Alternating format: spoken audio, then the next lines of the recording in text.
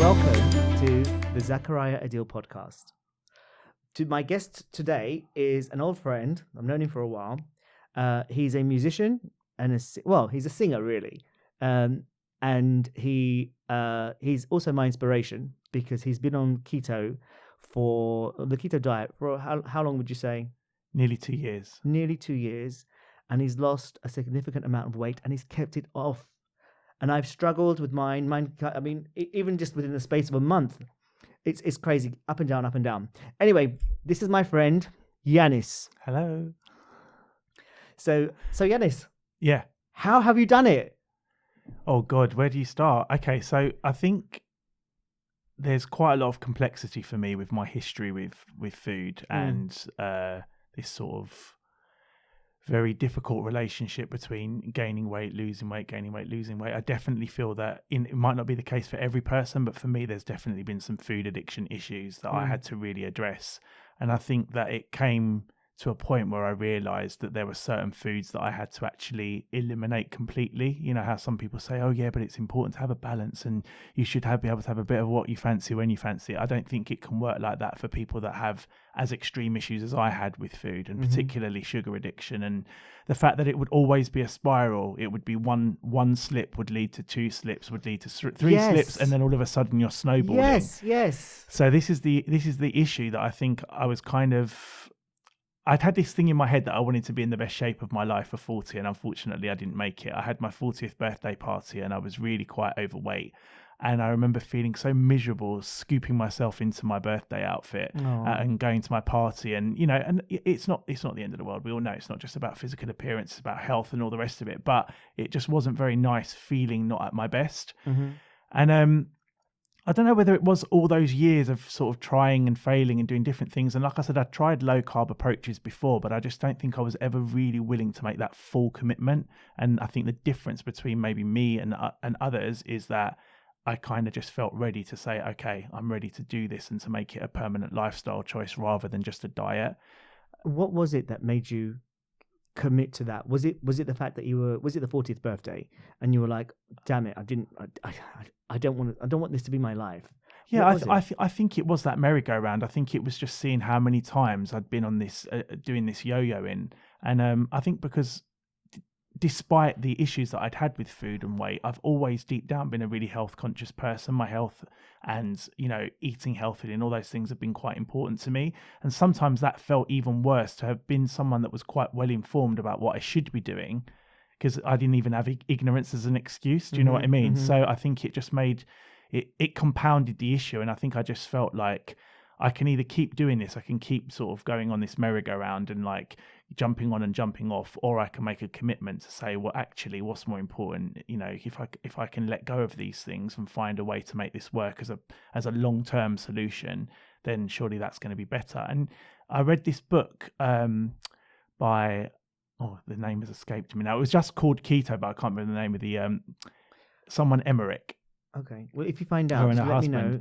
Yeah, I'll look it up for you. But I think that was a bit of a game changer for me as well, because it was like the book wasn't just about the diet. It was about sort of the entire thing about changing your lifestyle and making changes that can kind of be more sort of long term. So yeah, I mean, I kind of already knew what to do in terms of low carb, but I think the difference, the game changer for me was getting to a point where you could think, okay, so you want to find alternatives. Like if you love chocolate and cakes, for example, you can find a way of making those low carb, and so you can still get to have those treats. I think that there's this thing in our brain, isn't there, that you need to feel like you can have a treat, and there is a way that you can have treats and still make them healthy and still make them, you know, low carb. And so, for example, I make my own chocolate, and instead of using sugar, I use erythritol, and erythritol I'd never even heard of before, but basically it's a natural sweetener. It's not even an artificial sweetener that comes from plants, but it has 0 impact on blood sugar level, and because it gets digested before it reaches the colon, it also has 0 calories. So you need to tell me about, because you told me about xylitol.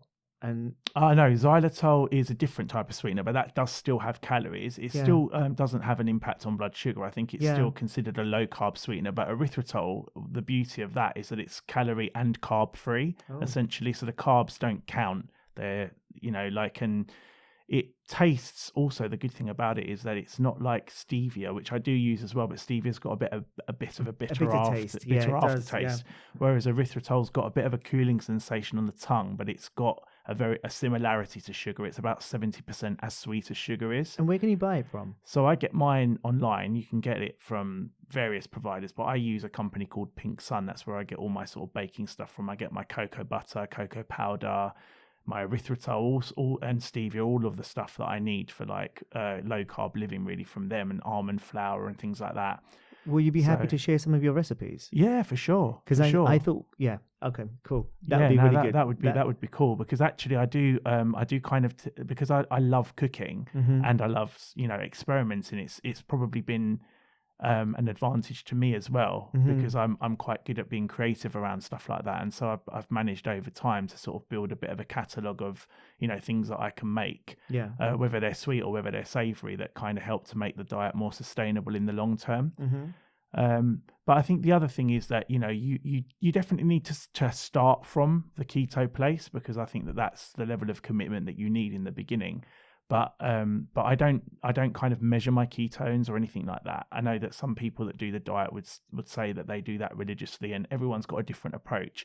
I think for me it was about, and what I liked about reading the book as well, was that it's not just about the ketones, it's about the results, and it's about sticking to whole foods, I suppose, as well, trying to eat as healthily as you can within the parameters, because some people could still do keto but do a junk food version of it, and you I've might done that too. You might lose weight, but you're not actually getting the health benefits. And so for me, it's been a real holistic approach with whole foods, with diet, exercise, do you know what I mean, all as a package. But did you just decide I'm going to do this, and then you just sort of picked up and then you just did it, or was it start and stop, fell off keto, get back on again, fall off again?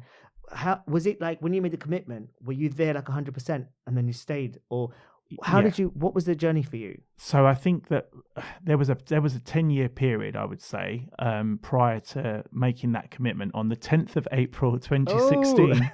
Yeah, and obviously within that 10 years, I'd tried various things, and low carb had featured a few times, and I think that I definitely noticed that there was some patterns in terms of what had derailed me, and I think that it's about this sort of thing as well. Like, I don't know if it's part of my culture, maybe you can relate to that as well, that you couldn't go to someone's house and not eat what they're providing because it would feel rude.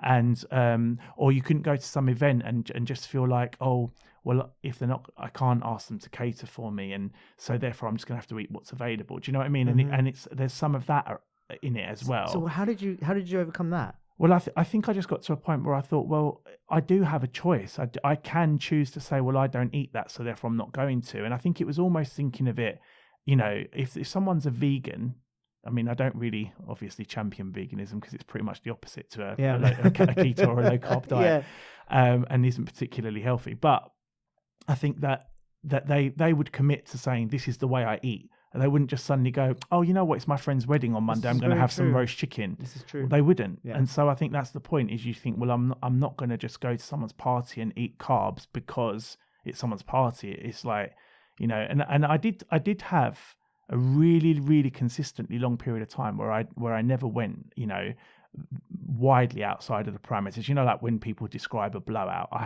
hadn't had a blowout at all.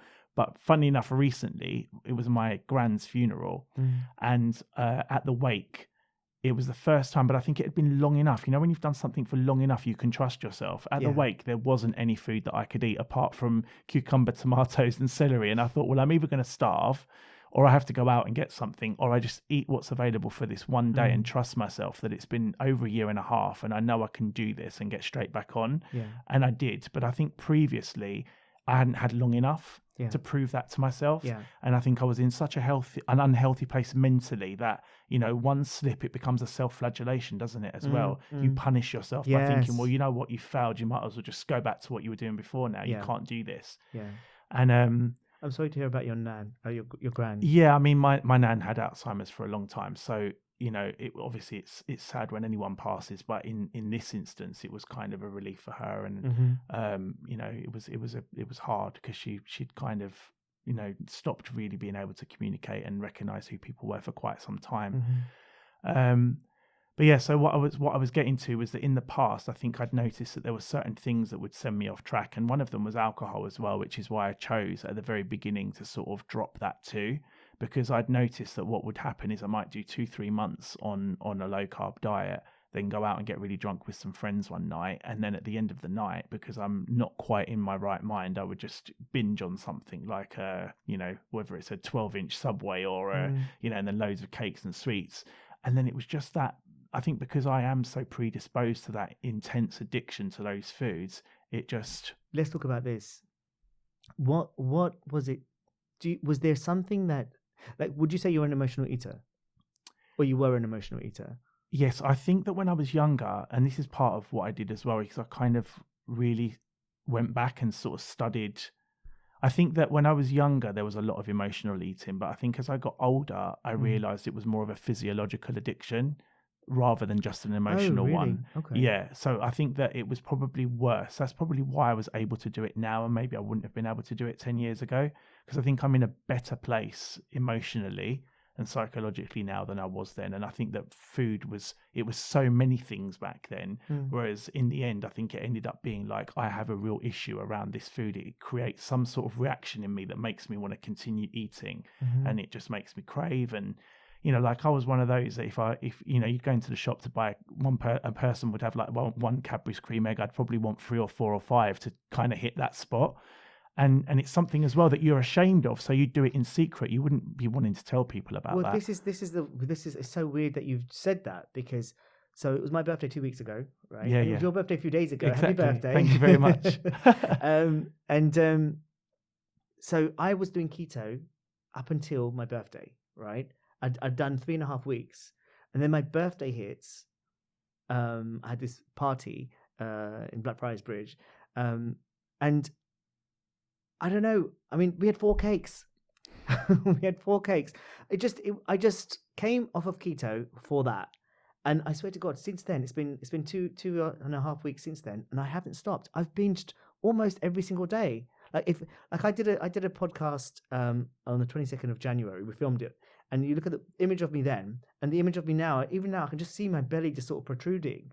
And what you just said about going into the shop and a regular person will come out with 1 chocolate bar. I can't tell you, Yiannis. I came out with like one of those huge ones, those whole nut ones, and I just sat there and I ate through half of it, and I sort of had a break. And then I picked it up again and ate the rest of it in the same day. And those big Walker Sensation crisps? Yeah. Before it was just 1 pack, right? And they're already 150 grams. The other day I bought 2. So I'm going through this now. Yeah, sorry, go on. No, it's so easy to do. And I think also what we have to remember is that, just like they say, not every person that drinks alcohol is going to become an alcoholic, and not every person that has a joint or does recreational drugs is going to become a drug addict. I think that there are people with a predisposition, and unfortunately those food companies that develop these products, they know how to find that bliss point. And I think the dangerous thing that often isn't discussed a lot is that the bliss point is the combination of fat and carbs. And actually, fat is the thing that's always been demonized in the past, but it's actually the combination of fat and carbs together that is really, really damaging, I think. Right. And it's because that's what you become addicted to. It's actually the sugar you're addicted to, but it's that combination of those 2 things together that create that taste sensation and that makes you want more and more of it.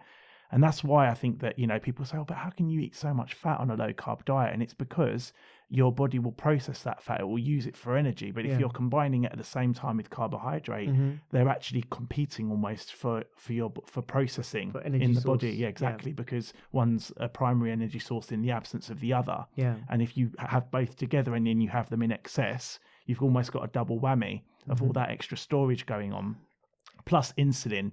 Which, anyone that's got a predisposition to putting on weight anyway probably isn't good at processing carbs. So your body will be, storing the insulin as fat. So here's a question. Have you just done keto, or were you doing intermittent fasting at the same time?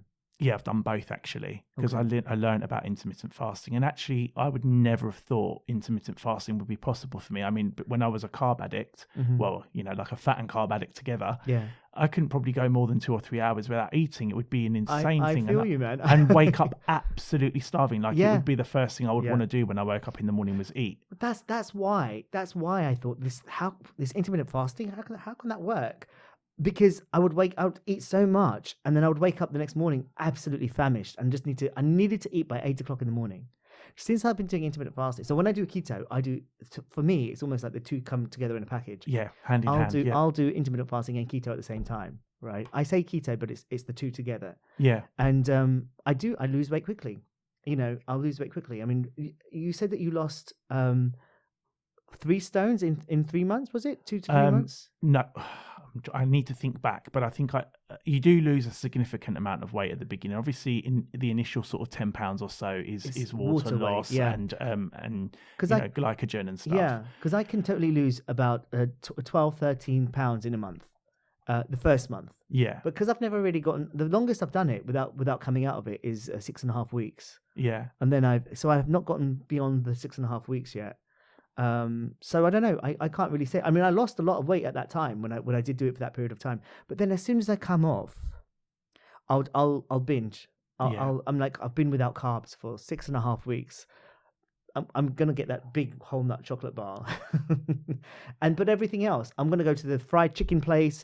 I'm going to, and I'm not, again, as you say, not that I'm ashamed of it. I'm not proud of it. No, I'm not proud of this. but you're able to say it out loud, and that's part of the recognition, isn't it? Yeah, all those things that I love, like all those crappy foods, the junk food, the potatoes, it's the bloody potatoes, roast potatoes, chips. It's like I'll just go and I'm like, okay, well, I'm out now, so I can have it now. My body's already out of ketosis, so I might as well. So I do. I just go out there and one after the next, after the next, after the next, and day after day after day, it continues. Yeah. So it's I think sometimes the only thing I can suggest is that if you don't get too hung up on the ketosis element, and that you just think about it in terms of keeping your carbs as low as works for you. Mm-hmm. And I think that's what, like I said, in the first few weeks, I think it's always important for any person to be really strict. And when I say keep your carbs low for you, I don't mean eat obvious carbs. Like I don't eat bread, pasta, rice, any of the obvious carbs, but you can still maybe ingest more carbs than 20 grams per day by default by eating more vegetables, nuts and seeds, black chocolate. I mean, some people find that less palatable, but like I have got really into very, very dark chocolate. Mm-hmm. And in the absence of being able to make my own, I might go out for, say, from Whole Foods or Planet Organic or whatever and buy like 99% or 90%. And at least then you're still getting predominantly cocoa rather than sugar. But I was going to say, there's still sugar in that though. There's still, and it seems like when you taste it, it does taste quite sweet. And why can't you mix that with milk? Because if milk chocolate's this way, you can have milk on keto. So why can't you mix it with milk? Yeah, I mean, I think it's just the way that they're manufactured. I mean, milk in itself has obviously got more carbs in it than, say, cream. So if you were to make your own and you liked the taste of it being a bit more milky, there's no reason why you couldn't make it more like a ganache and add your own sort of double cream or something to it. Mm-hmm. Because obviously double cream has got a higher fat content and a lower carb content than milk. Right. So it's just these kind of little things that you can do, because milk by default it's actually a real combination of all three things. It's carbs, protein and fat, isn't it? Whereas as you go towards cream and butter and yogurt and those things, the carb content comes down a little bit and the fat content goes up. Yeah, exactly. So and I think that's for me the intermittent fasting as well. Is I find I can only really do that in the morning. Mm-hmm. It's funny because I think once I've like opened my appetite, so to speak, once I've had a meal, then I do want to eat like within a few hours again, sort of like even if it's 5-6 hours, that might still be longer than normal. Yeah. But I wouldn't be able to do an evening fast. I know some people can. Yeah. But so I prefer to try, and if I can, obviously this is not religious and not every single day, but if I can finish eating by 7 p.m. And then wait until sort of 11 or 12 the next day to start eating again, and then just kind of eat within that 8-hour window. So you have an 8-hour window. Talk us through what you eat. Give us like a typical day. So it depends whether I'm at work or not. But like at the weekend, for example, I might get up. I might have some coffee if I'm going to the gym. So like to fuel the workout on an empty stomach. And then I'll get back, and then I might have, I don't know, hard-boiled eggs with some cheese and smoked salmon, avocado. I sometimes do freshly squeezed lemon juice because it's a good way of getting vitamin C without the extra sugar that you would get in, say, oranges or, other fruits. There's obviously other good ways of getting vitamin C, like broccoli and stuff. And I know I should probably eat more broccoli because it's a great source of vitamin C and other nutrients, but I don't eat loads of it. But yeah, I mean, dinner would be either. So what time? So that's in the morning before you go to the. So when I get back from the gym, so it might end up. It really depends. Like it might be even as late as like 11, 12, 1, 2, depending on what time I've got up and when I've gone out. So I will try to prolong the fast as long as I can. But on days when I've got stuff to do, it might be that I will eat my breakfast quite early. But it will always be when I get back from the gym. I do always have some form of Coca every day because I love it, and it is actually really good for you. Obviously not dairy milk, no. but but yeah, Coca is a great source of minerals and and other nutrients. So having it in your diet is good. Obviously you need to be careful about the amount and stuff like that, but and what form it's in. But it's definitely a healthy addition. I try not to snack too much, but if I'm going to, you can snack on things like nuts and seeds. I like sprouted sunflower seeds are pretty good. And like I say, Brazil nuts, walnuts, pecan nuts, they're all pretty low. There are things like peanut butter, which are relatively high in natural sugars that you would have to be a bit careful around. And I noticed that still I have issues with certain foods like that. So I can have some of it, but when I start feeling myself wanting too much of it, then I tend to just kind of cut back on it a little bit. So I think you do end up starting to get a bit of a feel of what your triggers are and what things are going to push you a little bit too far. Yeah. And I don't think that when you're prone to overeating, that overeating demon ever completely goes away. And so because it's your addiction. Yeah, so like there will still be times when I will have natural fluctuations in my weight even now, but it's kept, I think, within like about a 3 kilo range, which is much better than a 3 stone range of what it used to be before.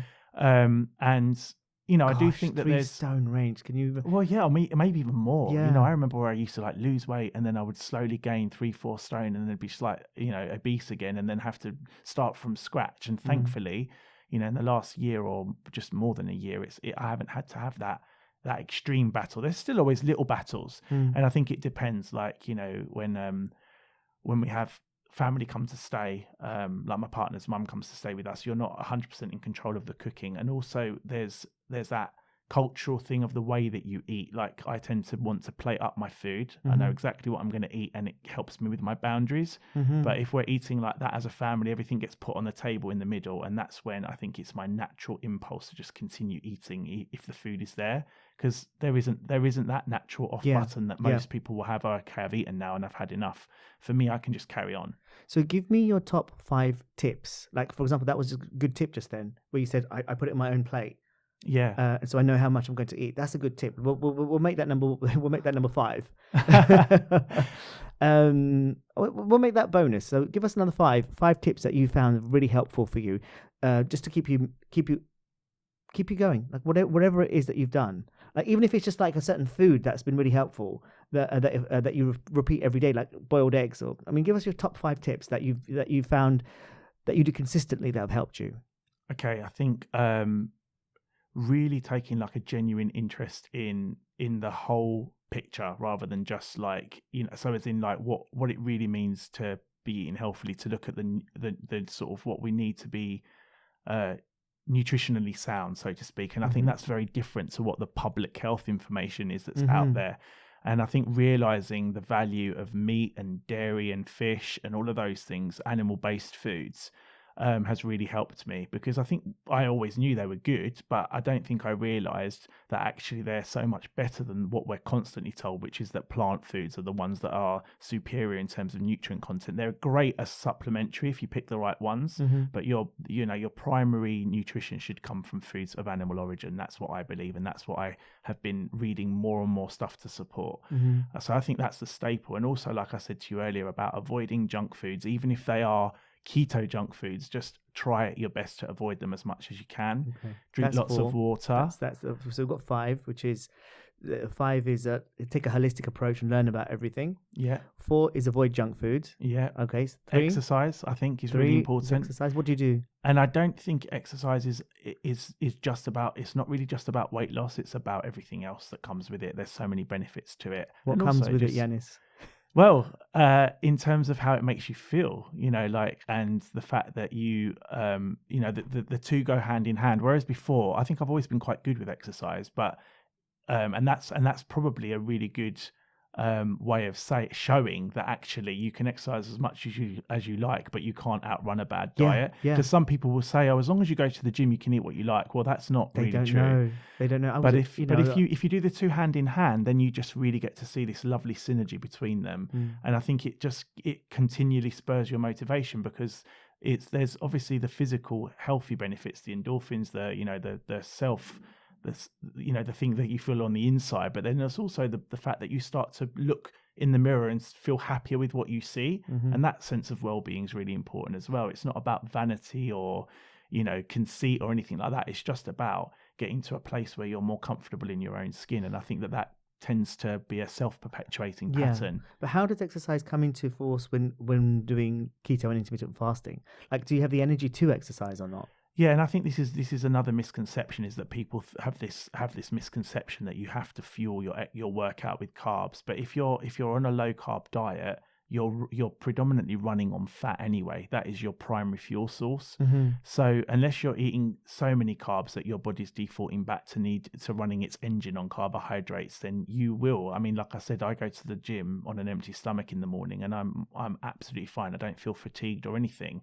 And if you think about it, if your body's got a very limited storage capacity for carbohydrate, whereas the capacity for fat, you've got all your fat stores in addition to whatever you may have eaten. So it's almost like a bit of an endless supply, really. You've got like 20,000, even for someone that's very slim, 20,000 calories worth of energy to tap into. And it's just about tapping into that. And obviously, depending on what your goals are, if someone is already at their body fat goal and they don't want to be losing any more weight, they may not want to exercise on an empty stomach. But for me, I always find there's plenty still there to get sort of like to tap into. Do you still feel like you want to lose more weight? I don't necessarily think I want to lose more weight, but I think that I'm always aware of the fact that I want to probably maintain healthy. it. Yeah. And I do think that for me, I get my stats checked every sort of 6 weeks or so by a personal trainer, and it's just that thing of like keeping it ticking over, because the scales tell you one story, but obviously if you're working out and your eating patterns change slightly, there's going to be fluctuations. When you say stats, what do you mean? So he'll check my measurements. So I will obviously weigh myself, which is one stat, but then there will be the measurements, and then the body fat percentage with calipers. So when I started, I was over 27% body fat, and now What were you at your worst? Do you know? Unfortunately, I didn't get them checked at my very worst, but it was probably even more than that. So, but 27% is pretty high. Kind of puts you in the definitely overweight, and if not obese category of body fat percentage. But so I think for a healthy male, we should be 22% or below. And I've managed to. At my best, I got down to just over 16%. Wow. And now I'm probably about 17.5. So I'm kind of wanting to get back to my best. But like I said, that natural fluctuation of 1.5% is nothing compared to where I've come from. So it is just about being realistic and not becoming too obsessive about it, I suppose. Yeah. Okay, so we've got to number 3, 2 and 1. So, okay, what did I say? So, holistic approach. Avoid junk food and eat whole foods. Well, eat whole foods can be number 2. Yeah. Because avoid junk food was 4. 3 was exercise. So 2 is eat whole foods, but we're not talking grains or. No. When I say whole foods, I mean like don't be buying processed. Obviously, there's a bit of an argument as to whether bacon counts as a processed meat or not. I think that if it's traditionally cured bacon and you're sourcing it correctly and not from the supermarket where they pump loads of shit from it, then it probably would count as a real meat. Okay. But I'm sort of talking about you don't want to be eating your pepperonis and your crappy To the Muslim, processed food. saying this. Sorry, you know what I mean, though. Yeah, of course, you're not going to be eating bacon either. I probably will give it a miss. You'll give all the pork a miss. But what I mean is, try to eat, the best quality meat that you can. And I know not everyone's in a position where they can afford it, but for me, again, it's about that was a part of the holistic approach, was looking at sustainability too. So I tend to order my meat from a farm because I want to know that the beef that I've eaten is grass fed. But you know what? I've literally, if you look at my phone, you'll see my Google. I'm trying to find a place where I can get grass fed beef. So you have to. Well, I'll tell you about that. Let us know. I mean, where'd you get yours from? Well, it's probably not very sustainable in terms of its journey to my house, but I get it from Piper's Farm, which is in the West Country. But I mean, like I say, it does cost a little bit more than going to the supermarket. But what I love about them is that it's traditional farming, and it's not this intense factory farming where animals are kind of tightly, and they're fed loads of rubbish to get them to grow up as quickly as possible. It's slow grown food, and you can really taste the difference in the chicken and everything. And like the lamb and the beef are grass fed. I know you're not going to be doing the pork, but the pork is free range and pastured. I was joking. I obviously those people that were watching this, they'll be eating pork. So I was joking. Don't worry about it. So and like I say, it's and the other thing is, I think just being a bit experimental with the whole nose to tail eating, because I think we've got in Western culture, we're very much about conventional meat, aren't we? But actually, when you start to think about nutrition, you realize that it's other parts of the animal that are often rejected in Western culture that are the most nutritious. The heart. And... I still struggle a little bit with liver. I've got a nice chicken liver pate recipe that I do and if I disguise it with enough butter and cream and herbs and spices, it's all right. But liver is essentially one of the superfoods it's probably the most nutritious food we can eat. I've got into eating heart as well, when I can. See, lamb your hearts. face says it all, but this is how I feel as well. I'm like, I can't. I know, but the thing is, we have to think, well, we're going to eat its leg or its breast, so what difference does it make? You're absolutely right. I don't know, it's just...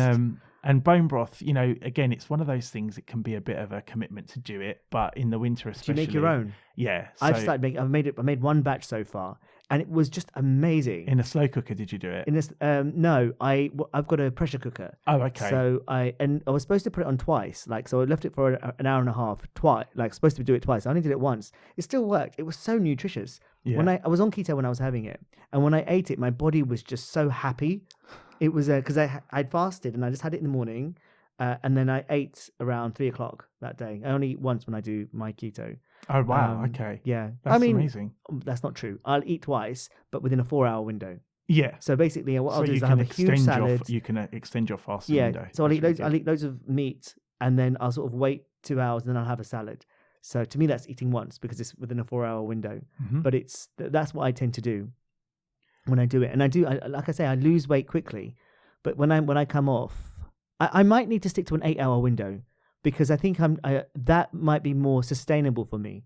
Yeah. And I think possibly just that thing that we were saying about not making it completely you either do it with this level of strictness or not at all, because there are always grades. I think that something can still be considered low carb up to a certain point, and I'm not talking about I'll just have that slice of bread or a bowl of pasta or whatever. I'm just saying within the range of what you could have on a keto diet, you can just have more of those other bits that stack up, I suppose, slightly more, like your green vegetables and your nuts and your seeds and I know that you're supposed to be below 25 grams of carbs, right? Yeah, I think it varies depending on the person, how much exercise they do, all of that sort of things. I don't worry about that. I just basically eat with what you can eat on the keto diet. I don't even worry about all that stuff because I just think I'm going to eat as much as I. If I'm eating a massive bowl of salad, I'm just thinking it's better than eating 2 packs of those crisps.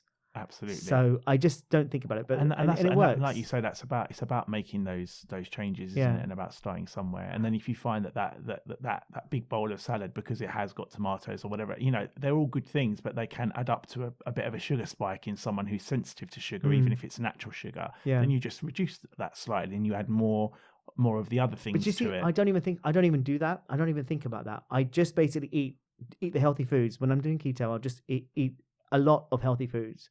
And it just sort of keeps me down one track. I keep it simple. Yeah. I keep it simple. What's number 1 on your list? Find alternatives. Oh, that's very good. Yeah. You just have to like come up with that off the top of your head. These are good. These are good things. Good Yeah, top because five. I think that in the end, that's what makes sustainability, isn't it? It's about the fact that our diet or that diet does unfortunately sit slightly outside of what most people will do every day. Okay. And so if you're feeling as though, oh well, I can never have a cake, or I can never have a chocolate, or I can never, then in the end you're gonna cave. Yeah. Whereas, like I said, if you manage to find a way to either make your own or to find your own that can still work, then that means that you're sort of still, you found your normal within that. It doesn't feel like you're constantly making some sort of sacrifice, which it doesn't feel like for me at all, because I actually get quite a lot of pleasure out of eating my treat, knowing that my treat's actually really good for me as well. So what are your so let's say instead of chocolate, and I know you make your own, or maybe put up a recipe for people, but instead of chocolate, what's your alternative? Like if you were going to buy it from a shop. Okay, buying it from a shop is sometimes a bit more difficult, but or ordering it even online. But like, if you were going to get an alternative to chocolate, what would you get? What would you use?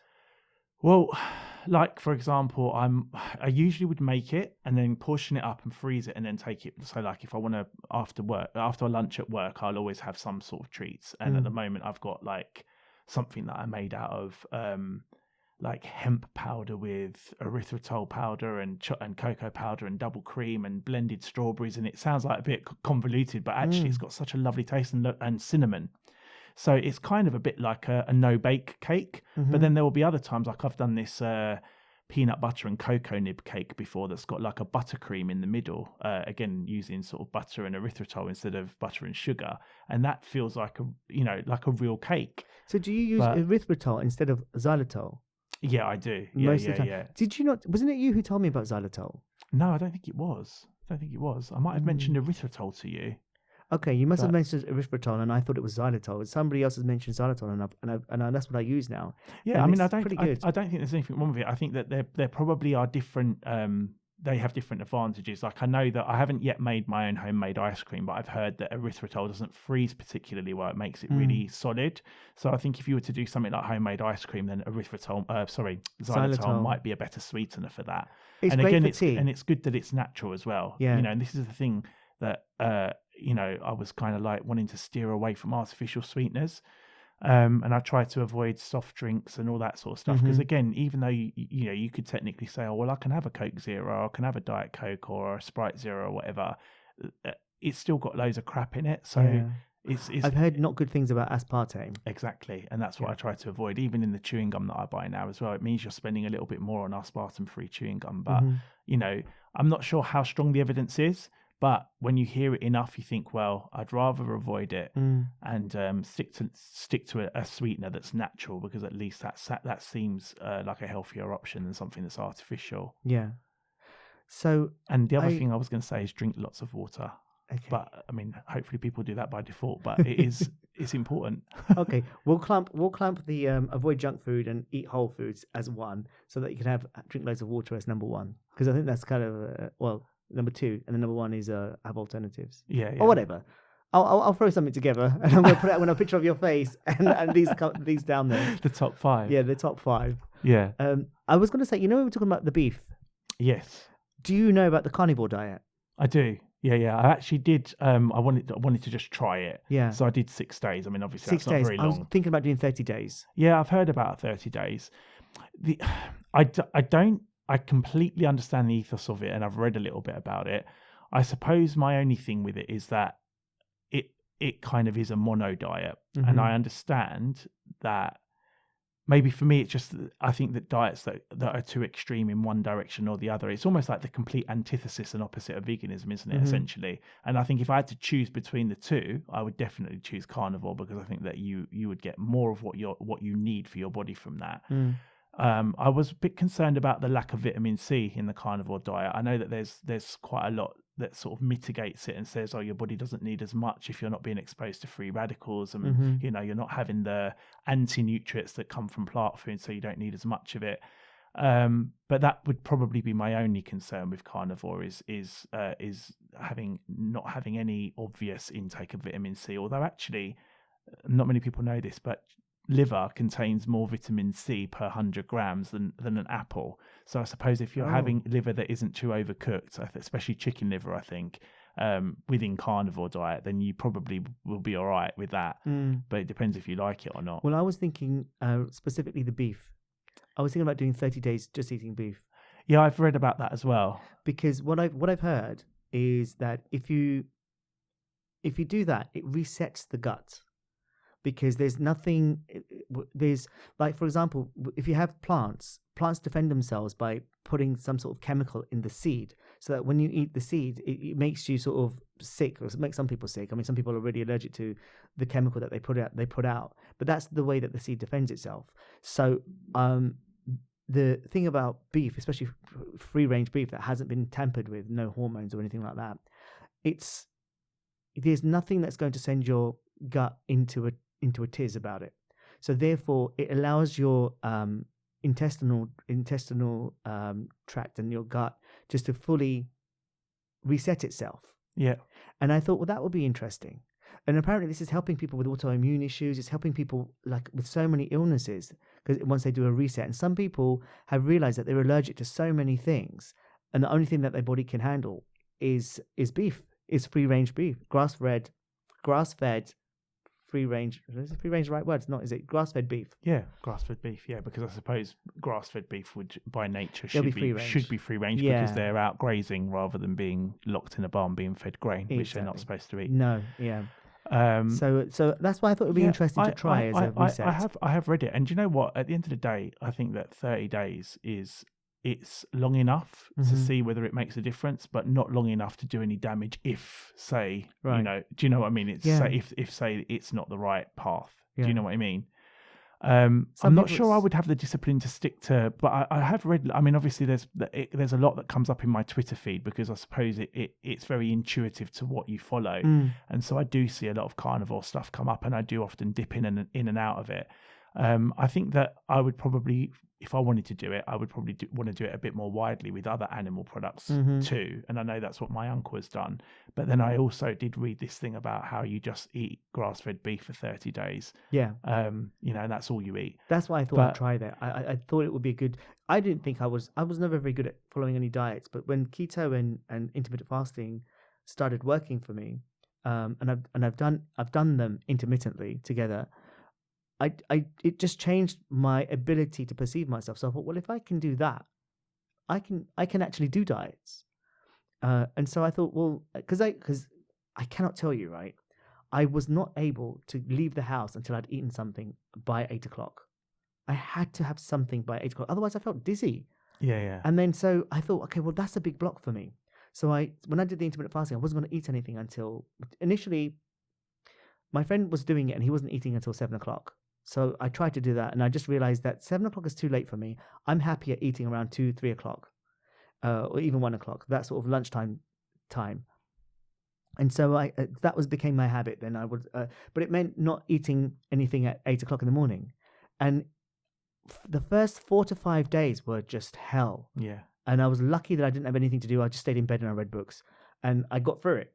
And then once I got through that, it was, I don't want to say it was easy, but it was kind of easy. It was easier. Yeah, of course. Right now it's not easy because I can't get back into it. No. But once I am into it, it's a piece of piss. And I'm sure that you've probably recognised this pattern yourself, but you will have noticed that the morning after having had a binge the night before, you'll be starving when you wake up in the morning. Yes. And a lot of that will be to do with the hormone imbalance that's been triggered. Yeah. And there's 2 other hormones. I don't want to say without being fully informed right now, but there was cortisone, isn't it?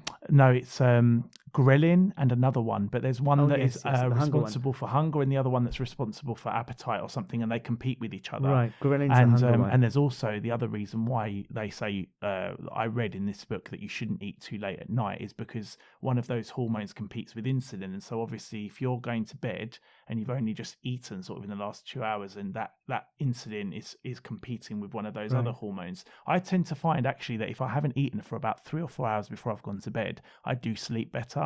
But sometimes it's hard, and there are times I think that when you're when you're not being 100% disciplined, when you think, well, I do want a little bit of a snack before I go to bed, but actually I benefit so much more if I can eat my dinner and then just not eat anything else after my dinner and go to bed, say 3 or 4 hours later, do tend to find it's much better in terms of the rhythm of sleep and everything else. Well, let's talk about this. Literally, that was on my mind. I was going to ask you about do you know about the circadian rhythm and how that impacts weight loss? Do you know, have you read anything about this? I think that there might have been a little section on, well, there definitely was a section on sleep in the book that I read. I haven't read that much more widely about it, but I think, unfortunately, my sleep pattern isn't the most amazing in the world. So it's always been a bit of a concern for me in terms of, I always have to wake up in the night at least once, if not twice, for a wee and stuff like that. And so just having that sort of consistent sleep, and also they say still have that? Yeah, and also they say you should go to bed and wake up at the same time. And because my partner does shift work, obviously that doesn't always work for us. Right. So, but I would love to do that thing, because they say if you can set yourself into a pattern of going to bed and waking up at the same time and all these other things, it really makes a difference. And sleep plays a huge role, I think, in weight management. I think it does. I mean, the studies suggest that it does. Yeah. And so there's a few things that are rushing through my head now that I want to speak to you about. First of all, when there's no carbs in your system, there's nothing to sort of soak up the water. So therefore, as soon as you drink a glass of water, you need to pee after like an hour or 2 hours. And so if you drink water just before you go to bed, that is one thing that wakes me up when I'm on keto, because I'll have to wake up in the middle of the night to pee. But also, there's another thing. There's do you know about what's it called now? There's something about when your adrenals overfunction and you're always in that alert mode, fight, flight, fawn, and freeze mode. Yeah. Because what happens when you're always in that alert place and the adrenaline is constantly rushing forward is it collects in your gut. Like you put on weight, belly fat. You put on belly fat, and so to slow that down, magnesium helps. Magnesium helps you to balance out the cortisol. Yeah. Have you heard about this? Do you know about this? I've definitely heard about cortisol, because one of the measurements that the PT does is not one that necessarily counts towards him working out my body fat, but it's almost to check the folds at that part of the body, because they can be related to stress. So especially for men as well, we put on weight in that area of our bodies if our cortisol is high. It's too high, yeah. And so I think that is linked to that. But that's the kind of element about it that I know. Yeah. So I think I kind of have to reassess what's happening stress wise if I notice that sort of area is increasing. Do you find that at different times that part of the body will sort of get bigger and smaller?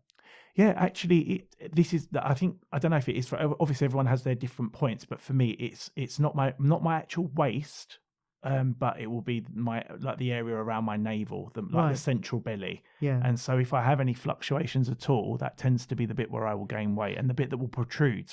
Yeah. So recently I was thinking, oh God, I can see my belly's kind of sticking out when I let it out in the mirror, but more so than before. And it was kind of confirmed with the measurements that it's kind of come out slightly, but the rest of my measurements are all the same. So when you lose weight, where do you lose weight first? I think that obviously my belly was the biggest. So I think I'm quite lucky. I think I lost my weight relatively evenly. I'm lucky that I didn't end up with sort of like really twiggy legs and twiggy arms and this sort of massive apple-shaped body in the middle. But because my belly's always been the problem area, that's probably the bit that will always have some that could still go, but that you have to be realistic about. I'm 42 now. I might not be able to get it all off. You say this, and I had the same belief, right? I had the same belief. But do you know who David Goggins is? I haven't heard of him, no. Okay, so check. He's amazing. He's amazing. He's only a few years older than us, but he started. He was huge. He was 300 pounds when he was younger, in his teenage years. Wow. And then he decided to really kick himself up the butt. And what he said in one of his interviews is that he did lots of reps, but light weights. And that, he said he did so much of that the belly went. Wow. And it's the only person I've ever sort of seen that was that big and had lost his belly fat completely. So that's what's in my mind, that when I do sort of get back on track, that's my plan, to sort of do it that way. Because prior to that, it's actually easier for me to do heavier weights and do less reps, and I build muscle quite quickly. But it's just, I just get the sense that that's not the way for the body shape that I want, that's not the way I should be doing it. Yeah. What do you do when you go to the gym?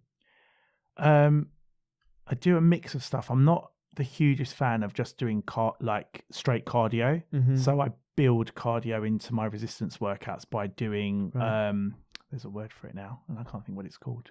It's not circuit training, it's that other one. It's like HIIT training, I suppose, almost, where you string together a series of exercises, but you do them without a rest in between. So that way you get the cardio effect because of the fact that you're doing, say, 6 or 7 exercises back to back, and then you'll have a rest and then you'll repeat them. Okay. So unfortunately, I had a shoulder injury for a while, so it kind of meant that I was a little bit restricted, but I had about 4 different programs set for me by a trainer that I just used to rotate. Mm-hmm. And then when the shoulder thing kicked in, I just sort of like tried to take the bits out of each of those and string them together. Mm-hmm. That worked without sort of, thankfully my shoulder's a lot better now, but now I've got a bit of a lower back thing, so this is the thing.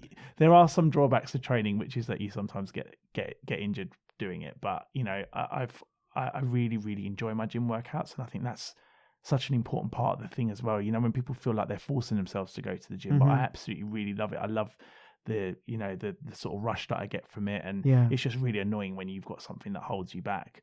But how often do you go? Well, at the moment, I've been going slightly less because of the problem with my back. But generally, when I'm at my optimum, I'll go 5 to 6 times a week. Wow. So I try to go every day that I'm at work, either build it into my day while I'm at work, and generally we'll go at the weekend. When I work from home one day a week, and then I've got the weekend. So it's nicer to be able to do it on those days where you've got some more time to actually go to the gym. Locally. And do you have a personal trainer all the time? Or? No. So the trainer that I see is kind of more like a historic thing. Like, he set me my programs in the past. We haven't actually done any sort of personal training work together for a while, but he just stuck as being like the guy that will check my stats for me. And I've wanted to keep that up as part of like I said to you, it's to kind of measure that consistency, and so that you're always keeping your eye on the ball. And I think it subconsciously motivates you, because I kind of think 2 weeks before a stat check, you start reevaluating and thinking, okay, where have I let things slip a little bit? And it just helps you stay on track. They say what gets measured gets, what's the saying? What gets measured gets managed. I don't know. What gets measured gets done, basically. Yeah. It's definitely a really useful thing to have in the diary. So yeah, it's cool. But I am like what you said. I'm quite interested in having another little bash at carnivore, even if I don't do it fully, or even if I don't do the the 100% beef thing. But just kind of having a little period of reset where you kind of bring carbs almost to zero. I'm kind of almost looking forward to it. I think because like I said, at the moment we've got family staying with us, but once sort of beginning of March might be a bit of a time for me to kind of commit to that and see what happens. And also I've got my 2-year anniversary of low carb coming up on the 10th of April. So it kind of feels like a bit of a milestone for me. And I think what I would like is, psychologically, it would be really nice to get to 10th of April and think, okay, now I'm in the best place I've been since I started. Don't celebrate it by eating crisps. No, I definitely won't. And that's another thing that, definitely don't celebrate success by eating food you shouldn't be eating, which used to be something I would do all the time. Oh, I deserve a treat you see today. How that's the first place I went. 2 years. What would I do? Well, eat some cheese. I love cheese. Just eat more cheese. Yeah. I mean, like I said, it's still very easy, even on low carb, to overeat foods that you're allowed, because there are certain indulgent foods that. Is that a thing? Because I when I'm doing keto, I let myself eat as much of, especially at the beginning, I let myself eat as much salad, as much meat as I want, and because then eventually, after about 4 days, I just can't continue to eat that much. So it automatically sort of reduces down to a regular amount. But to begin with, I think, well, don't try and go, because I have this thing of like, well, that's not going to be enough for me. So I need to eat more. So my salads are this, like, I'm not joking, they're that big. I'm not joking. They're actually that big. And so to begin with, I sit there because it's, when you have food addiction, well, I don't know if you would say that you had food addiction or what, but I feel like I have food addiction. So if I'm not eating loads of that, well, first of all, if my emotional state is not managed, then I have the desire to eat more than I need. That's the first thing. And so when I'm in that mode, because I'm not in that mode all the time, but when I am in that mode, then whether if I'm eating crisps or chocolate or whatever, I'm eating that much of it. So if I'm still in that mode and I've forced myself to do keto, then I'm going to be having those huge salads, and I'll have half a chicken, and I'll put the other half of the chicken in the fridge. But if I want to have it, I'll let myself have the rest of the other half. Because the point is to get myself into keto, I will do anything to sort of encourage myself there. And even if that means to begin with eating those foods, I'm all right with that, because eventually it moderates itself. I found anyway. Yeah, I think those foods are probably a little bit easier to manage. I think that, you know, there are still certain foods like I don't know, cheese is a weakness for me. So, you know, and you'd be horrified at the amount of cheese I could get through if you put it in front of me. So, I mean, yeah, I could just eat an entire block of cheese. It's just such an easy thing for me to eat. But obviously, I manage it. You know, I don't. But there might be a day where I think, well, do you know what? I'm going to have extra today. And actually, that was an interesting thing about the book that I read as well. It was talking about managing these competing hormones, which I wish I could remember the bloody names of. But don't worry. But yeah, about how afterwards. if you're kind of like having days where you are quite rigidly sticking, not necessarily to a calorie count, but to sort of, you know, a framework of like, you know, portion control, etc. It sometimes helps to have just one day a week where you eat slightly more. And that doesn't mean eating stuff that you shouldn't be eating, but just more of what you're allowed, because it helps to keep that balance between those hormones. And that was really interesting, and I found that quite a good piece of advice at the beginning. So yeah. Have you ever heard of the slow carb diet? Not low carb, but slow carb. No. This is something that Timothy Ferriss wrote about in his book, The 4-Hour Body, and it's not dissimilar from keto. But you can have some carbs. But what he suggested is to have a cheat day, one day where you can have whatever you want. Now I know this works for a lot of people, okay, and if it works for you, go for it. But I found for somebody who has food addiction, if you have one cheat day is never one cheat day, it turns into a cheat week, and it's highly possible to turn into a cheat month, and then no, it would never ever work for me either, because like I said, for me it had to be that 100% commitment, and we sort of talked about the journey to get there was so long, you know, it took 10, 20 years almost of suffering with this constant I was like, I would never risk it. Never. Do you see that? Do you know what, Yiannis? I needed to hear that. I needed to hear that because it is a risk. Yeah, of course it's a risk. It is a risk. It's like the hit of cocaine for someone who's a cocaine addict. And do you know what? You can have your cheat day, but just have it with foods you're allowed. Do you know, I'll tell you something that probably most people will like be gasping at, but if there might be a day where I'll buy a 300 milliliter pot of organic double cream, and I love it. I did that the other day. I absolutely love it. And I'm sure most people will be like, you just downed 1,500 calories, just complete, like, it's liquid. It's like, you know, half your day's allowance. I do that with yogurt as well. I mean, the yogurt with at least yogurt's a bit more sensible. Well, not sensible. It's not that one's more sensible than the other, but I suppose this is the other thing that's interesting, is that some people will say with keto, calories don't count or they don't matter. I do think that's inaccurate, because actually it is about hormones, and it is about whole foods, and it is about all those things we've talked about. But you can't pretend that calories don't matter, because if you eat 7,000 calories a day, you're not going to lose weight.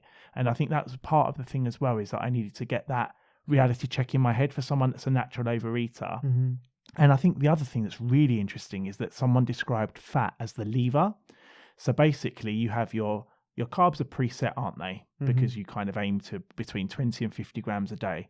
And most diets, you know, the protein level is about 15 to 20%. It wouldn't naturally be more than that. And actually a diet too high in protein isn't good for you either. So that when you look at that, those two things are preset. And then you've got fat then as the lever. So the more fat you add, the slower your weight loss will be, and the less fat that you have, the faster it might be. Obviously, you still need to have a certain amount to keep your hormones happy, to make sure that you're satiated and all the rest of it. But in those early stages, what I think I realized is that you can still, you know, be controlled about what you're eating and keep an eye on the fat content, so that you can kind of speed that weight loss up slightly. And then when you get to the point where you're maintaining, that's when you can increase it a little bit. And that's the thing that comes up and down. that's basically your lever in terms of like if you want to lose a bit of weight, lower the fat a bit. If you want to gain a bit of weight, if you're at your weight and you're comfortable, you can increase your fat content slightly. You should never increase the carbs, and I think that's what people sometimes do, is that they think, I'll lower or increase my carbs. You should just keep your carbs relatively consistent. So what about the fat? How much fat should we be having if we want to lose fat? If we want to lose weight?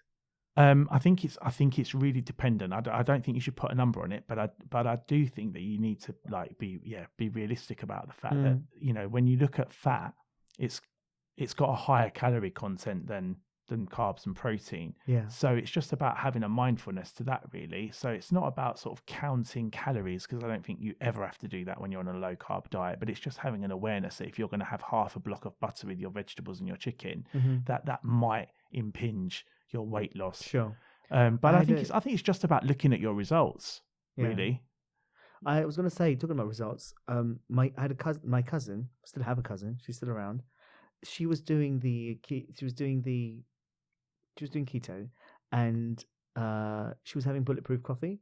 Oh yeah. And I think she was killing herself just eating within the appropriate diet, the keto diet. But she was also having bulletproof coffee, a lot of it, I think.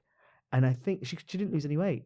She said, I'm killing myself. I'm like trying to make this happen. And then I'm having this really, really interesting. I'm glad that you brought this up, actually. Yeah. And this has made me think of someone who isn't necessarily keto, but who's definitely in support of the low carb movement. And she's great. She's an independent nutritionist. I'm going to send you a link to a couple of her speeches, actually, once we finished. Okay. Called Zoe Harcum. Have you ever heard of her? No. And what I love about her is that she's not just about, you know, she really focuses on nutrition. And when she talked about things like, if you look at pure fat, it's actually quite empty in terms of nutritional content. So having a bulletproof coffee, for example, is a bit of a waste, because you know, like if you're cooking with coconut oil or you're cooking with butter, that's great. But if you're just having like a whole load of coconut oil or butter dumped into a coffee, what are you actually really consuming? What they talk, I mean, the reason why people have bulletproof coffee is first of all, it helps you get into ketosis, and also it helps you think better. A lot of the people in Silicon Valley are on the bulletproof coffees because of the way that it helps your mind. It fuels your mind, apparently. Maybe it's about the amount then, like you say, because like I said, if you're putting too much, but I think if you're substituting that for a meal, you know, like you would get so much more in terms of vitamins and minerals if you were to have cheese, for example, rather than to have butter. Do you see what I'm saying? Yeah. So it's just about looking at at getting your nutrients as well as getting your micronutrients as well as your macronutrients, I suppose. Okay. And the fact that, you know, when you kind of choose options that combine fat and protein, you tend to find that that's good. You know, like, so fattier cuts of meat, like chicken wings instead of chicken breast, I think are better. That you're getting sort of some more stuff from the skin, from the you know, the connective tissue and all of that. You know, and the thighs taste better as well. Yeah, exactly. So it's good. So I wanted to talk about your music. Yeah. And your start in the early days on Pop Idol and your communication with Simon Cowell. What happened there? Well, God, we're going back so many years. It was the same time as Will Young, right? No, it was the year after. So there was Pop Idol 1. There was Pop Idol Series 2, which Michelle McManus won. I know she's disappeared into the ether, so may not even remember who she is. But you know, you got the same chart as Will Young. I just suddenly realised. Have I? Yeah. Really? Astrological chart. Yeah. Oh, okay. Yeah. That's funny. Yeah, because I've always quite liked Will Young. Me too. He's a nice guy. My friend Cheryl wanted to set me up with him, but she didn't know him, unfortunately. But no, I mean, I think back then, definitely there was all of those issues around image and around, you know, like, I suppose there's always this sort of pre expectation of how a pop star should look. Yeah. And I think part of the problem, I suppose, around Pop Idol was that I knew that you had to get through producers to get in front of the judges. And so for that, I felt like I needed to do something to be noticed because I didn't feel like I was good enough. But the voice was definitely, I mean, you have such an amazing voice, Yiannis. Thank you. I mean, unfortunately, it's never really seemed to count for much when I've gone for these TV shows, but like you say, you really don't know what the producers are looking for. So as much as when you're younger, you do unfortunately take it really personally, and it used to impact me an awful lot, and it used to trigger me into all sorts of eating behaviors. But but you can't, as you get older, you realize that actually it's not really personal. It is a bit of a lottery, really. But with Pop Idol Series 2, I kind of thought, I tried for the first one, not got anywhere. And I was like, oh, well, they're not gonna pick me because I'm overweight, because I'm this, because I'm that. So I kind of basically made an outfit that was, now I look back on it, it's just the most cringe thing in the world. It was really? like proper, like, I was a bit like a sort of, I don't know, Boy George throwback or something. I don't know, like I like did rips in my jeans and, glittery sort of stuff all over my top, and wore this like loads of makeup and everything. And I definitely stood out, but probably for all the wrong reasons. This was back in what, 2000, early 2000s? 2003. Yeah, 2003. So I had my little moment, and Simon wasn't very nice to me. I think he was, at the time, was still kind of in his seemingly homophobic phase, but it probably wasn't just that. It was just maybe, I think also he's very intuitive. I realize that now because he saw through it. He essentially said the whole thing was very contrived, and at the time I was like fighting against it, but actually it really was very contrived, because it wasn't really the real me. It was me putting on a mask because I felt like this is what was going to help me to get through. So yeah, I mean, I didn't get but he liked to the live voice. shows. He did like the voice, didn't he? He didn't ever comment on my voice, which is annoying. He just only put me down. But then, to be fair, he put down my song as well, because I did like an original song for the audition. But Pete Waterman and Nicky Chapman and Dr. Fox were all very complimentary about my voice. What the hell happened to Dr. Fox? I liked him. But Pete Waterman was always complimentary about my voice, actually. So that was nice. And I did get to do the sort of final 100. Obviously, it was not like anywhere near the equivalent of the big budget of X Factor and Boot Camp and all of that. It was still a relatively, I mean, it was a big show, but it's small compared to X Factor, I suppose, back then. But getting to be with that final 100 and staying in a hotel for a weekend and all of that sort of stuff. And I remember just that, you see it on TV and you think, God, why do these people get so emotional? But it's just that the emotions are so intense. It's so heightened. I remember that when they put us in those holding rooms and then came and told us, and obviously I did get through that first night. So I was like from the final 100 to the final 75 or whatever. And when the judges came in to tell us, I broke down in a way I just can't even, like, I was hysterically crying. I'm so glad that they didn't show it on TV. And then obviously then the next day when I had to, sing in front of the judges again, and it was like a group thing, and you were put with just people at random, and, it was just not the right dynamic. And yeah, it didn't get through. And I remember just being totally crestfallen. It just feels as though you're putting and that was the thing, I suppose, when you have a dream like that and you want it so badly, that intensity I think can be quite damaging. I actually feel quite glad that I got to a place like later in adulthood where it wasn't the be all and end all. I think it was always, if I don't make it as a pop star, then my life will always be lesser. And I don't think I feel that way now. And that's a really healthy place to be, because actually it's a breeding ground for depression. It's a breeding ground for so many things, because you're constantly feeling as though you're battling against a glass half empty. Yes.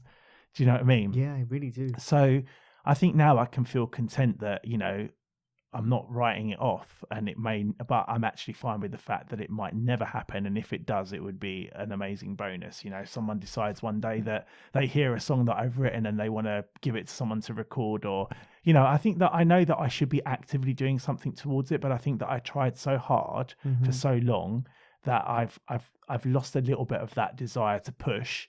And also, I think I'm a creator. I'm not a pusher, and that's probably what part of it is that people that write songs and that all of that, they need someone to do the pushing for them. I'm better at making music than I am at trying to get someone to do something with it. So I suppose you just get, as you get older, you get better at recognizing what your strengths are. I think so. I think so. That was again, man. You've dropped some gems that have helped me. It's really good. I've really enjoyed this interview. I think this is really, really good.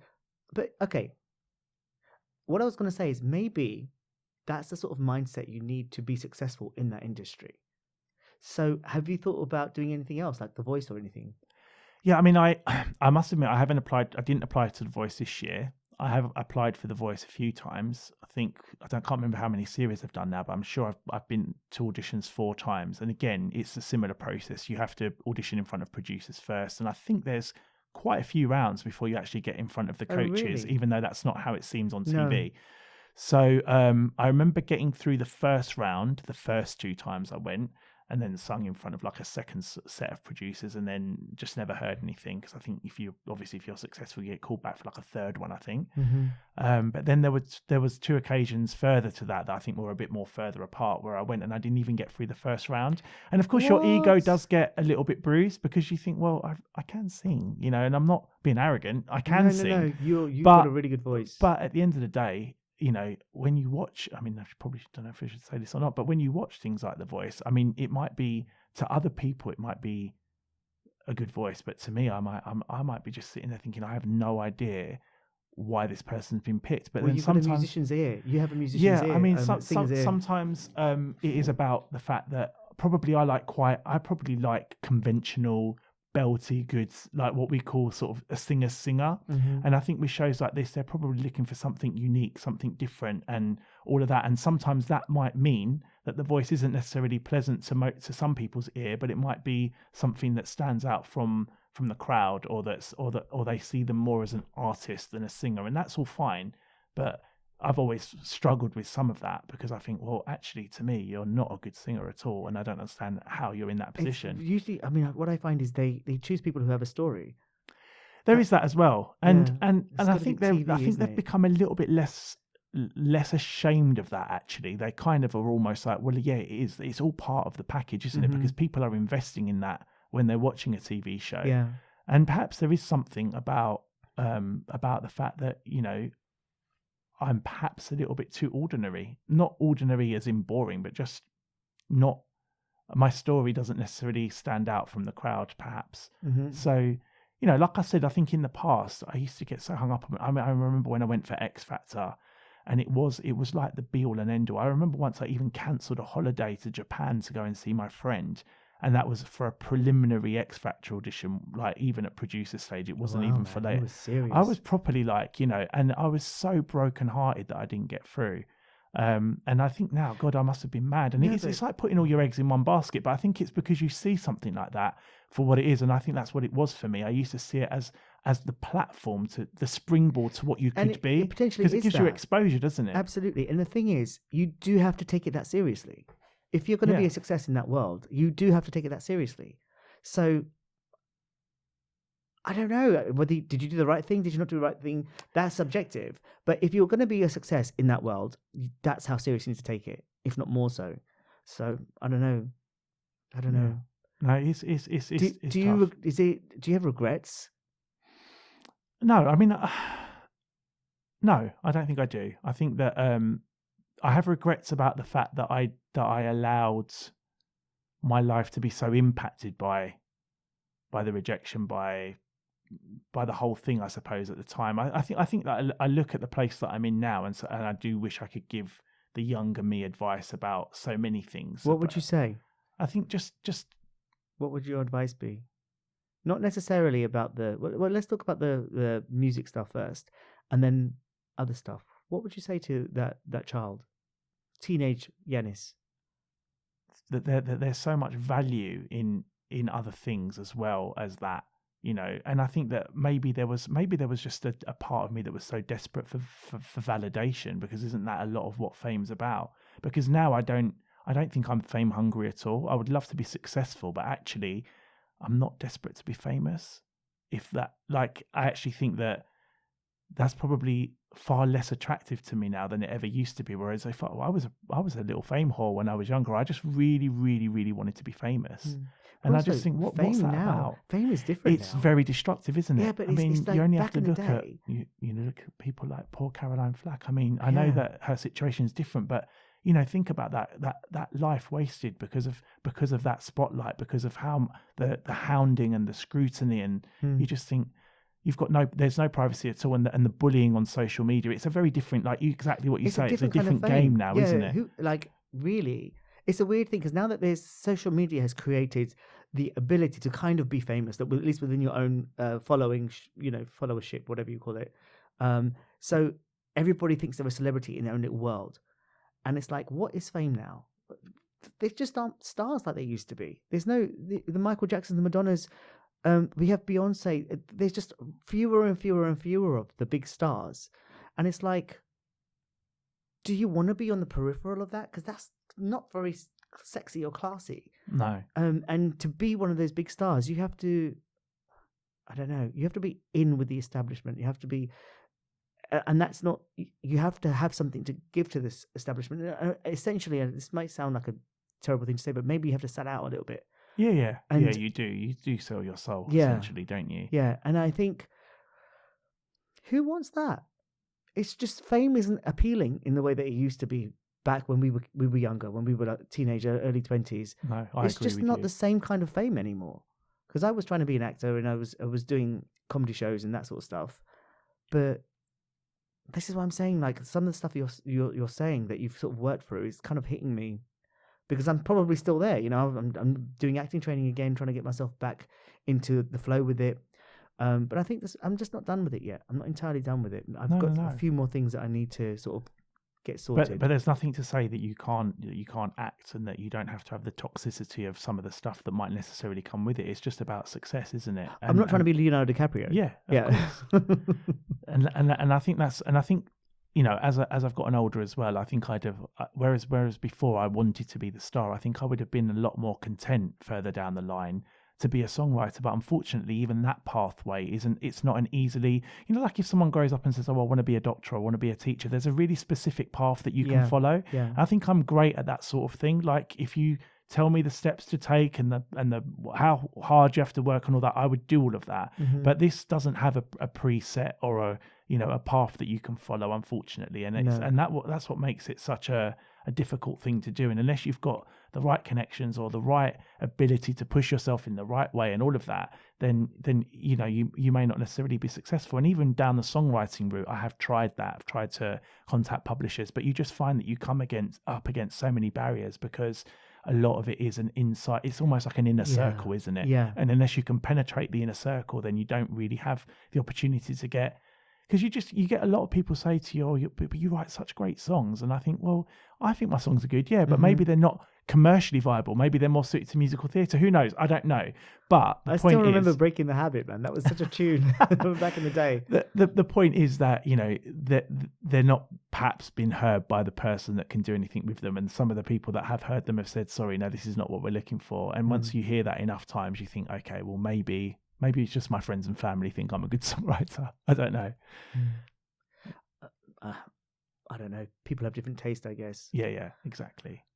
But it's good that you're still doing it, because I think it brings you so much joy, and I think doing, like, even if it's one song a year, I think just that process of going into the studio, recording something, writing something, you know, I think it's because I've got, like I said to you before, I've got a full-time job that keeps me really busy. I've got a relationship that I'm really happy in, and I think that I feel as though the pieces of my life have come together really well.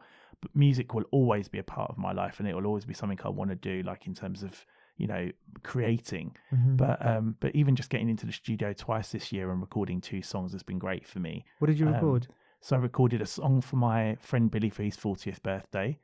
And then I recorded a song for my partner as like a part of his Christmas present. So it was just really nice to do something that came from, you know, like when you say so much to a person day to day, but you wanted to just capture all of that, how you feel about them, and really sort of say it in a song.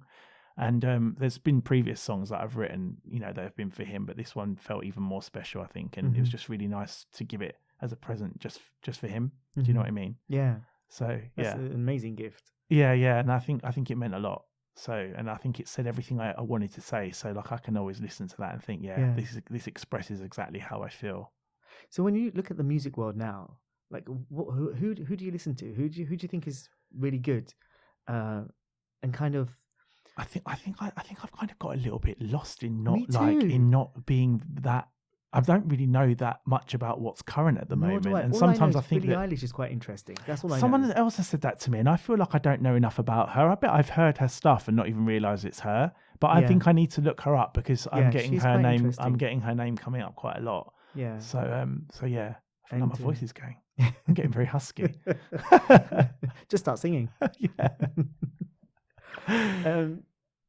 We've got time. We've got about half hour left, just under half hour. So I mean, so in terms of like we were saying, that the music scene is so different now, that the fame is so different. Gosh, I don't know what I was going to say now.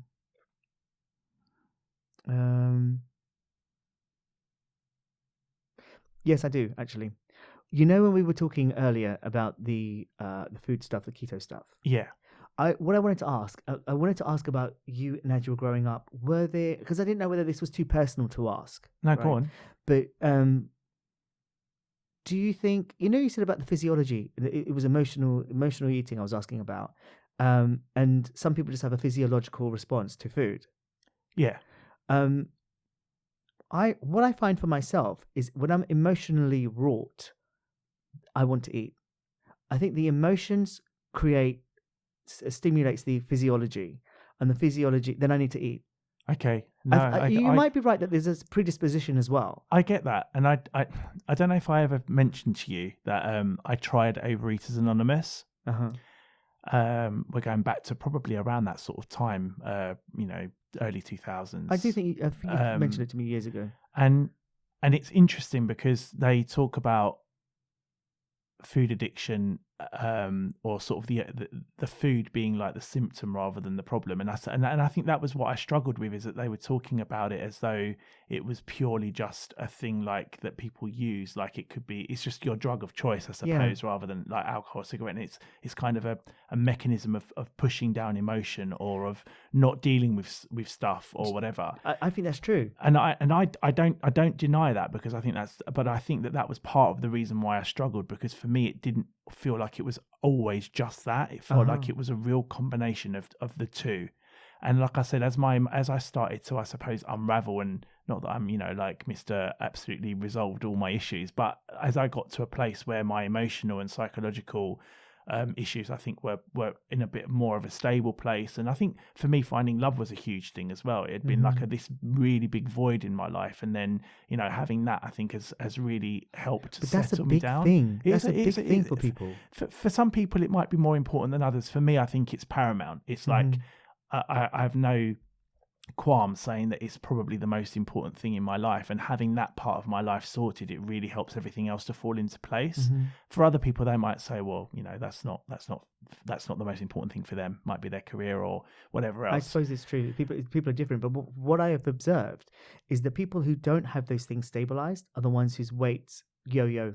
And generally they're bigger in their life, but if they've really got committed and they lose the weight, because those other things aren't stable in their life, it's not long before the weight comes on. I mean, how many times have I lost my weight? It's just, it goes off. I mean, I went to China for 7.5 months, and I trained in an acrobatic school, working out 6 hours a day for 7.5 months, and I lost nearly 3 stone. And then came back, and I'm like, hooray, I'm back. Look at me. Look what I can do. And then within 2 years, it's all back, 2-3 years.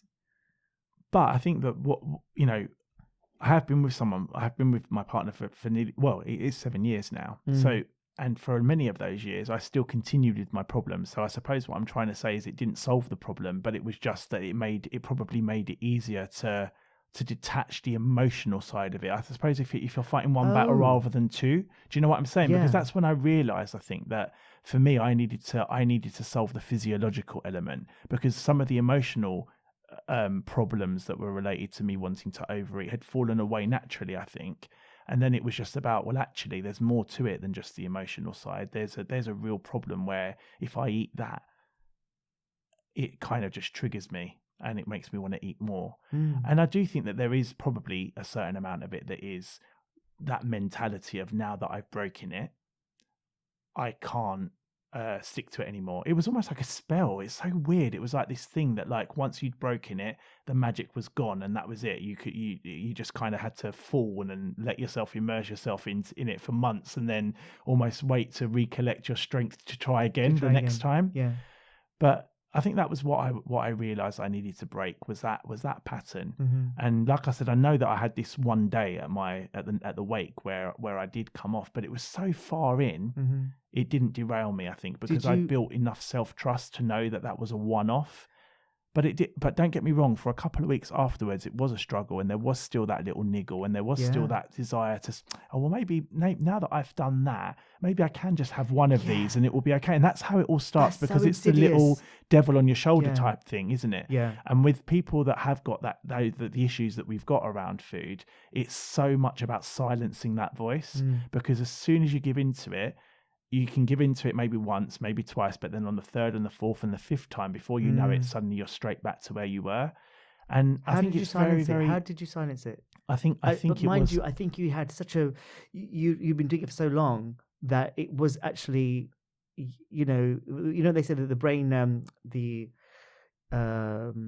Forming new habits. And forming the what do they call it? The mind patterns. See, I told you I was a dozy cow today. I just can't find my words.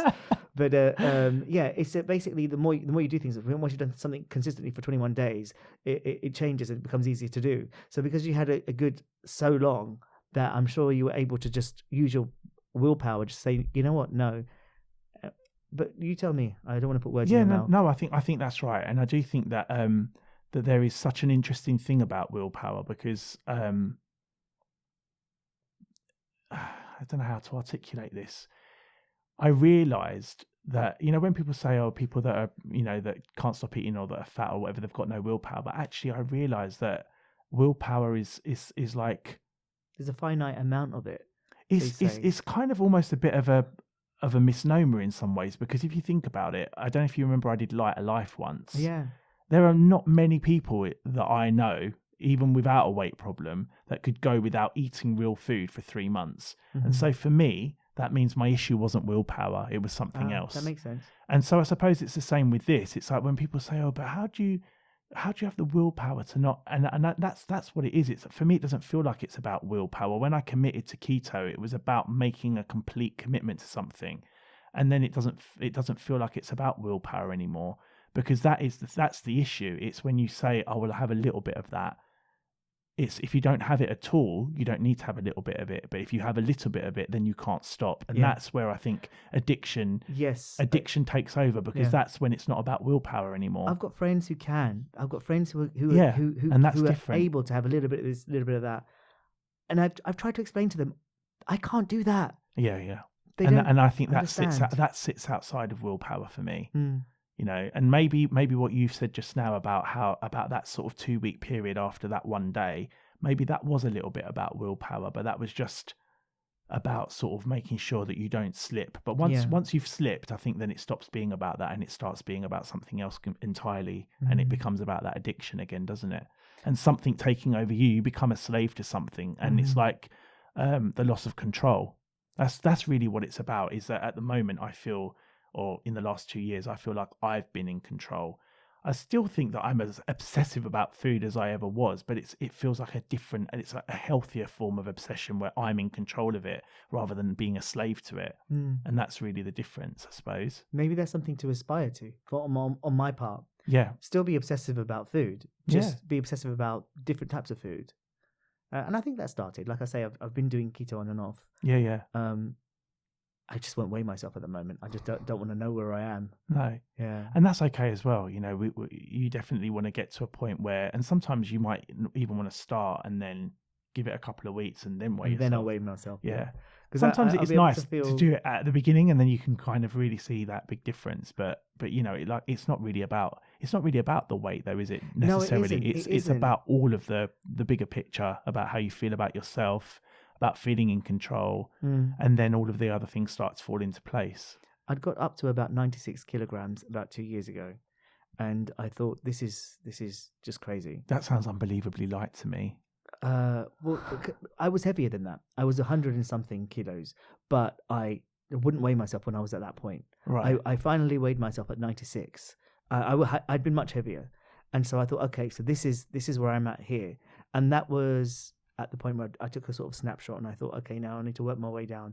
At my lightest recently, I've got down to it was about 79. Wow. I nearly hit 79. How tall are you? Hit 5 foot.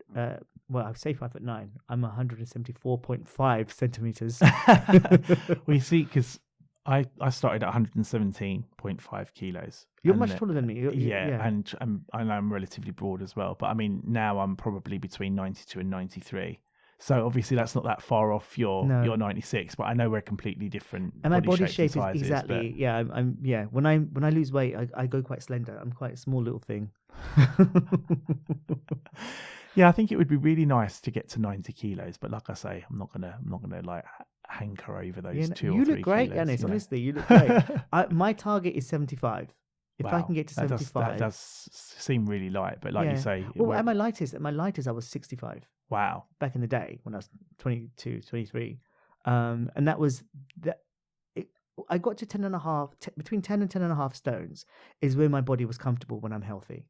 At the moment, I don't know because I haven't weighed myself, but I reckon I'm probably about 88, 89, probably right now. I probably will weigh myself when I get home now. I want to know if I'm right. Use it for inspiration, not flagellation. Well, actually, that's the important thing. Be in the right place for it. At this point, it will be that. If I see that I'm 88, 89, I'm like, oh God, now I've got to pick myself up and do it again. Yeah. So it will automatically be that. So it's all good.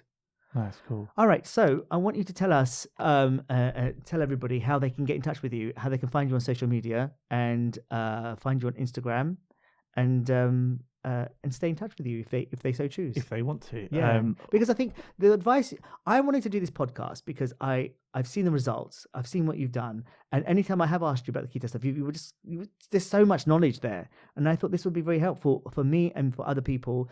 And it has been, really has been. So if people were interested in getting hold of you on social media, would you be happy to share your keto absolutely. knowledge? I think, I mean, like I'm not the most avid user of social media, but I am on it. So, and of course you can contact me on Instagram and Twitter. Yiannis Music Now, all one word, is my profile. All right. Yeah, and I'm on Facebook as well, but just on an ordinary, not like a music page, but just ordinary Facebook. Okay. And where can we buy your music?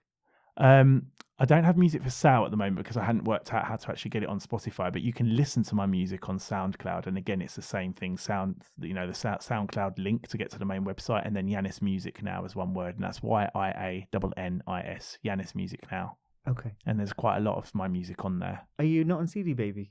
No, I'm not. Okay. You'll have to tell me about that another time. I cannot believe I haven't told you about CD Baby. Okay. You'll find him on CD Baby. All right, cool. Thank you so much. Thank you very much. No, it's been great. It's been really nice. It's been amazing. And it's been lovely to catch up as well at the same time. Yeah. I haven't seen you in a while. Yeah. No, it's been good. Yeah. Thank you. Thank you. Thank you very much for joining me and my wonderful guests. And I will see you next time. Bye-bye. Oh. Wow. See, told you a little bit fast.